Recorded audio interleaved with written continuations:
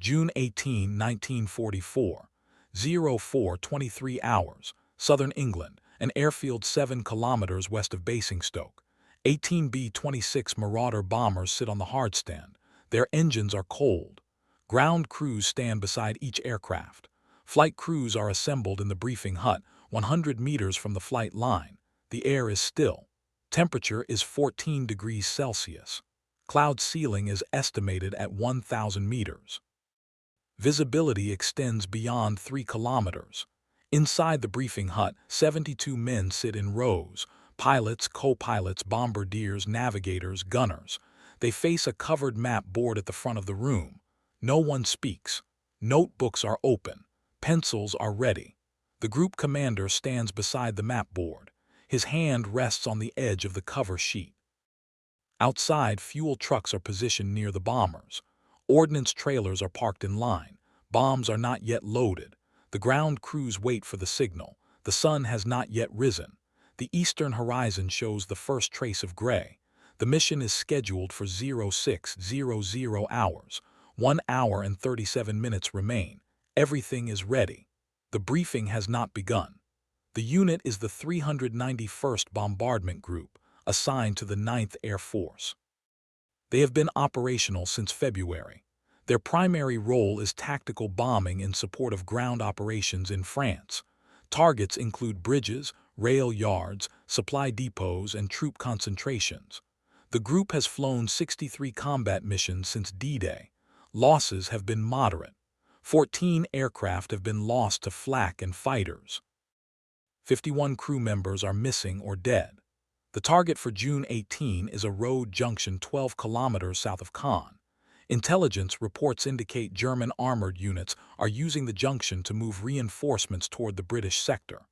The junction is defended by flak positions. Estimated strength is 488 batteries and multiple light flak emplacements. Weather reconnaissance suggests marginal conditions: low cloud, possible rain, limited visibility over the target area. The mission profile is standard. 18 aircraft will take off in 3 flights of 6. Assembly will occur over the English Channel. The formation will cross the French coast at low altitude to avoid radar detection. Approach to the target will be at 3,000 meters. Bombing will be conducted in a single pass. Withdrawal will follow the same route. Estimated mission duration is 2 hours and 40 minutes. Each aircraft carries a crew of 6: pilot, co-pilot, bombardier, navigator, radio operator, and gunner. Each aircraft is loaded with 4,000 pounds of bombs, a mix of general purpose and fragmentation ordnance. Fuel is calculated for the mission profile plus a 30-minute reserve. Ammunition for the defensive guns is loaded according to standard configuration. The men have been awake since 03:00 hours. They dressed in flight gear, attended a brief assembly, and moved to the briefing hut. They have not yet been told the target. The map remains covered. The group commander has not yet spoken. At 04:30, a staff car arrives at the operations building adjacent to the briefing hut. A colonel steps out and enters the building. He does not go to the briefing hut. The door closes behind him. The crews continue to wait. Bomber crews are trained to expect briefings to follow a fixed sequence. The target is revealed. The route is explained. Flak positions are marked. Fighter escort is confirmed or denied. Timing is specified. Weather is discussed. Questions are answered. Then the crews proceed to their aircraft. Engines are started. Pre-flight checks are completed. Takeoff occurs on schedule. The B-26 is a medium bomber designed for precision tactical strikes. Its operational ceiling is 6,000 meters. Cruise speed is 360 kilometers per hour. Defensive armament includes 12 .50 caliber machine guns positioned in nose, tail, dorsal, and waist positions. The aircraft is fast but not agile. It relies on formation discipline and mutual defensive fire to survive enemy fighters. German flak doctrine in June 1944 emphasizes layered defense. Light flak engages aircraft below 1,000 meters. Heavy flak targets formations above 2,000 meters. Predicted flak uses radar and optical rangefinders. Barrage flak saturates the airspace with timed detonations. Bomber formations are trained to maintain tight spacing to concentrate defensive firepower and complicate flak prediction. Evasive maneuvers are limited during the bomb run to ensure accuracy. The target near Caen is tactically significant. Allied ground forces are stalled south of the city. German armor is moving into defensive positions. Disrupting road networks can delay reinforcements and create opportunities for breakout. Bomber crews understand the mission's purpose. They accept the risk. Losses are expected but not excessive. The mission is routine by the standards of June 1944. At 04:45, the group commander steps away from the map board. He leaves the briefing hut without speaking. The crews remain seated. No order to stand down is given. No explanation is offered. The map remains covered. Notebooks remain open. The men do not leave their seats. At 04:52, the colonel who arrived earlier emerges from the operations building. He walks to the briefing hut. He enters. He speaks briefly to the group commander who has returned and stands near the door. The conversation lasts less than 30 seconds. The colonel departs. The group commander does not move to the map board. The briefing does not begin. 05:00 hours. The group commander stands at the front of the room. He does not uncover the map. He does not speak.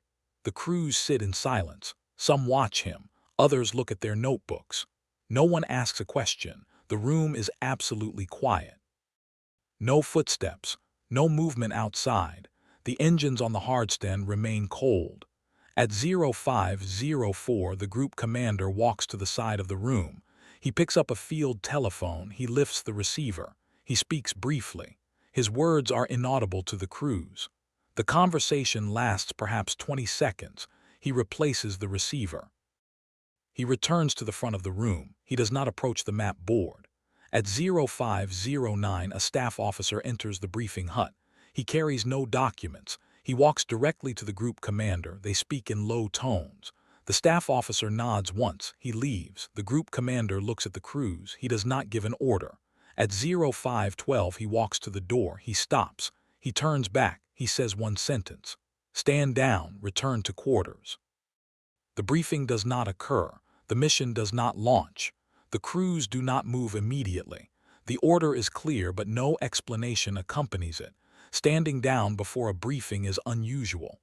Standing down after assembly, after pre-flight preparation, after full mission readiness is rarer still. The men look at each other. No one speaks. Then the first row stands. The others follow. They file out of the briefing hut in silence. Outside, the ground crews are still waiting beside the bombers. The flight crews walk past them without speaking. The ground crews do not ask questions. They watch the flight crews return toward the quarters area. No orders are relayed to them. They remain at their positions. At 05:30, a truck arrives at the hardstand. An ordnance officer steps out. He speaks to the chief of the ground crew. The ground crew begins securing the ordnance trailers. The bombs are not loaded. The fuel trucks remain in place. The engines remain cold. In the quarters area, the flight crews remove their gear. Leather jackets, flight suits, helmets, oxygen masks. The equipment is returned to lockers. Some men sit on their bunks. Others stand near windows looking toward the flight line. No official word is passed. No announcement is made. The base loudspeaker system remains silent. At 06:00, the scheduled takeoff time passes. The bombers do not move. The engines do not start. The sky lightens slowly. Cloud cover thickens. A light rain begins at 06:20. At 07:15, breakfast is served in the mess hall. Attendance is sparse. Most crews remain in quarters or walk the perimeter of the base. Conversations are brief and speculative. No one knows why the mission was canceled. No one has been told to expect rescheduling. At 08:00, the group commander meets with squadron commanders in the operations building. The meeting lasts 40 minutes. No minutes are recorded. When the squadron commanders emerge, they return to their units and inform the flight leaders that no further missions are scheduled for the day. By 09:00, the base has returned to administrative routine. The bombers are towed back to dispersal areas. Ground crews begin routine maintenance. The ordnance is returned to storage. The flight crews are released for rest. The mission is not rescheduled. The operational log for June 18 records the mission as canceled prior to briefing. No reason is specified. The mission order filed the previous evening lists the target and the assigned units. A marginal note, added in a different hand, reads, "Canceled on orders from 9th Air Force HQ, 0510 hours, 18 June. Weather was a contributing factor, but not the determining one. Cloud cover over the target area was forecast to be marginal but within operational limits. Visibility was expected to improve after 0800 hours. The weather alone would not typically result in cancellation at this stage of preparation. Intelligence regarding the target may have changed. Road junctions are dynamic targets. Enemy movement can cease or shift routes. If reconnaissance indicated the junction was no longer in use, the mission would lose tactical value. 9th Air Force doctrine prioritized current intelligence over pre-planned strikes. Attacks on obsolete targets wasted resources and exposed crews to unnecessary risk. Operational priority may have shifted. June 18 was 9 days after the Normandy landings. Allied air operations were supporting ground offensives across multiple sectors. Resources were finite. If a higher priority target emerged elsewhere, missions could be reassigned or canceled to concentrate effort. Bomber groups were regularly tasked, retasked, and stood down based on evolving ground situations. The decision originated at 9th Air Force Headquarters. The group commander received the cancellation order by telephone at approximately 0510 hours. He was not given a detailed explanation. Orders at this level typically provided direction without justification. The group commander's role was to execute or stand down as directed. He conveyed the cancellation to his crews without elaboration, because no elaboration was provided to him. No record exists of the specific reasoning behind the cancellation. The mission planning files contain no after-action assessment because no action occurred. The target near Caen was struck by other units on subsequent days. The road junction was eventually overrun by Allied ground forces in early July. The cancellation was procedurally routine. Missions were canceled regularly due to weather, intelligence updates, or changes in operational priorities. The unusual element was the timing. Full mission preparation completed, crews assembled, briefing initiated but not conducted. The decision was made at the last possible moment before irreversible commitment. By midday on June 18, the base has settled into a quiet routine. Flight crews are released for the remainder of the day. Some sleep. Others write letters or play cards in the recreation hut. The tension of mission preparation has dissipated, replaced by a low-grade restlessness. There is no follow-up briefing. No explanation is circulated. Ground crews complete standard maintenance on the bombers. Engines are inspected. Control surfaces are checked. Fuel levels are topped off. The aircraft are returned to operational readiness. The cancellation does not alter the maintenance schedule. The machines are prepared for the next mission, whenever it is assigned. At 14:00 hours, the group commander attends a conference call with other group commanders in the wing. The call lasts 30 minutes. No transcript is made. Afterward, he returns to his office and reviews the following day's preliminary mission orders. 2 missions are tentatively scheduled for June 19, weather permitting. Neither involves the road junction near Caen. The squadron commanders brief their flight leaders in the late afternoon. The briefings are informal. The canceled mission is not discussed in detail. Flight leaders are told to ensure their crews are rested and ready for potential operations the next day. No special instructions are given. The cancellation is treated as an unremarkable event.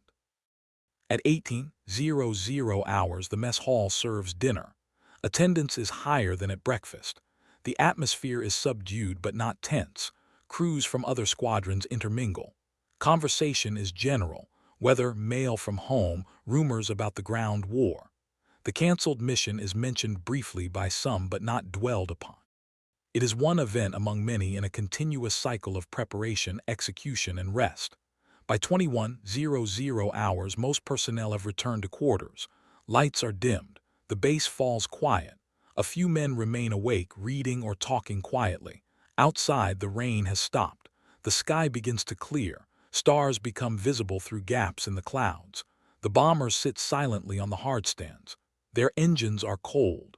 No mission is scheduled for the night. The next day will bring new orders, new targets, new risks. The mission that did not launch fades into the background of routine operations. The mission that was briefed for but never launched left no significant trace in the official record. The operational log contains a single line. The mission order was filed and then marked as canceled. No after-action report was generated because no action occurred. No combat assessment was conducted because no bombs were dropped. The event occupies a blank space in the group's operational history. No decorations or commendations were associated with the cancellation. Medals were awarded for missions flown, targets destroyed, aircraft brought home despite damage. A mission that did not occur offered no opportunity for valor or achievement. The decision to cancel came from higher headquarters. The group commander executed the order. The crews complied. There was nothing to recognize. No casualties resulted from the cancellation. No aircraft were lost. No crew members were injured or killed. In this sense, the non-event was entirely benign, yet the absence of loss is not recorded. The operational summaries list missions flown and losses sustained. Missions not flown do not appear in the statistics. The 72 men who prepared to fly on June 18 are not counted among those who faced risk that day. The target near Caen was eventually destroyed by other means. Subsequent bombing missions and artillery strikes degraded the road network. Allied ground forces bypassed or captured the junction. The tactical objective was achieved without the participation of the 391st Bombardment Group. The mission's cancellation had no measurable impact on the campaign's outcome. Post-war histories of the 9th Air Force mention the 391st Bombardment Group in passing. Its contribution to the Normandy campaign is acknowledged in general terms. Specific missions are rarely detailed. The canceled mission of June 18 does not appear in any published account. Unit veterans, interviewed decades later, recall the operational tempo of June 1944, but rarely mention individual missions that were not flown. The event exists primarily in the negative space of the record.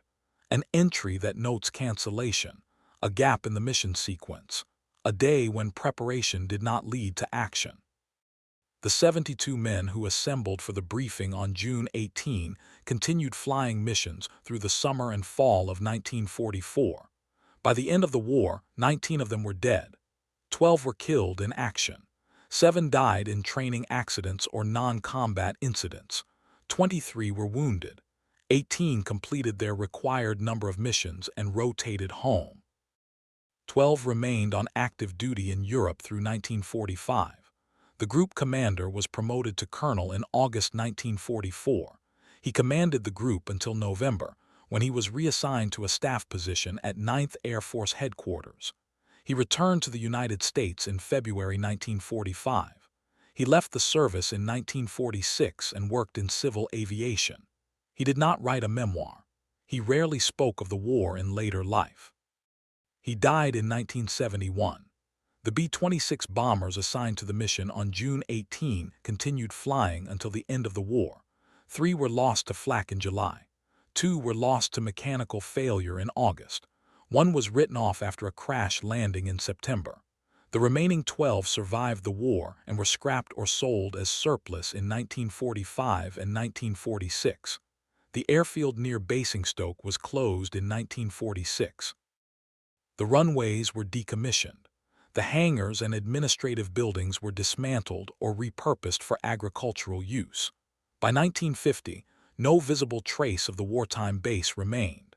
The land returned to farmland. A housing development was built on part of the site in the 1960s.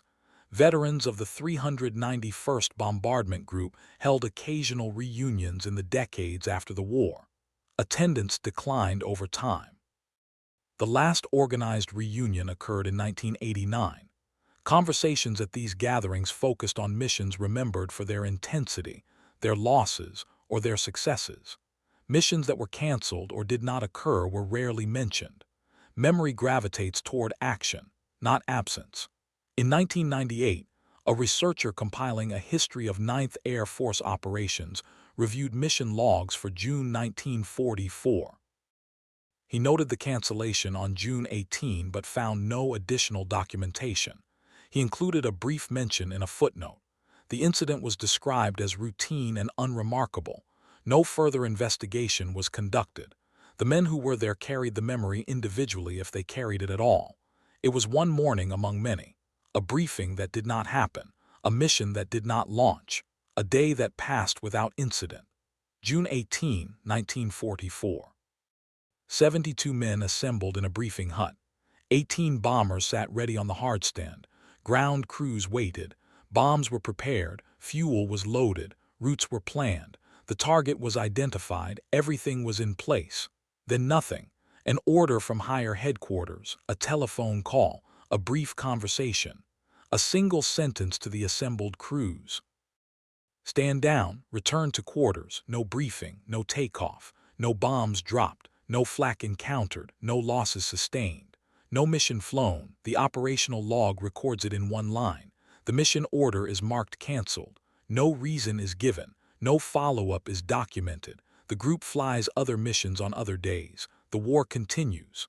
The men who prepared to fly that morning went on to fly many other missions. Some survived, some did not.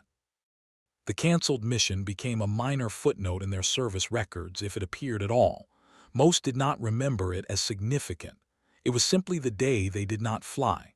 The bombers were scrapped after the war. The airfield was closed and returned to farmland. The veterans aged and passed away. The records were filed in archives and rarely consulted. The target was destroyed by other means on other days. A mission everyone was briefed for. A mission that never launched. A moment of preparation that ended in silence. No explanation, no consequence, no trace. Only the absence where action could have been.